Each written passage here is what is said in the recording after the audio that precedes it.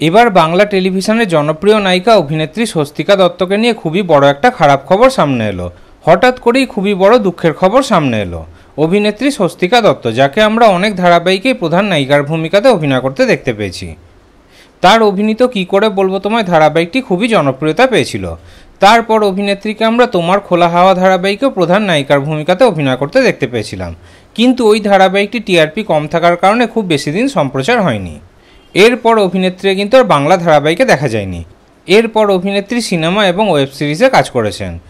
এই মুহূর্তে অভিনেত্রী ভানুপ্রিয়া ভূতের হোটেল নামে একটি সিনেমাতে কাজ করছিলেন, আর সেই সিনেমায় কাজ করতে গিয়ে একটা অঘটন ঘটে যায়। এই সিনেমাতে স্বস্তিকা দত্ত ছাড়া রয়েছেন বনি সেনগুপ্ত এবং মিমি চক্রবর্তীও।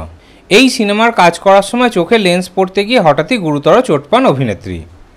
চোখের কর্নিয়া আহত হয়। প্রচণ্ড যন্ত্রণা হচ্ছিল অভিনেত্রীর। সঙ্গে সঙ্গে প্রয়োজনীয় সংস্থার তরফ থেকে তাকে হাসপাতালে নিয়ে যাওয়া হয়। অভিনেত্রী সোশ্যাল মিডিয়াতে একটি পোস্টের মাধ্যমে সব কিছুই জানিয়েছেন। অভিনেত্রী সেই পোস্টে প্রকাশ করেছেন যে পৃথিবীর সবথেকে কঠিন যন্ত্রণায় ভুগছেন তিনি। ডাক্তার তাকে এখন বেশ কয়েকদিনের বিশ্রাম নিতে বলেছে। এখন অনেক দিন অভিনেত্রীকে কাজ বন্ধ রাখতে হবে। আমরা সবাই কামনা করি যে অভিনেত্রী যেন তাড়াতাড়ি সুস্থ হয়ে আবার কাজে ফিরতে পারেন।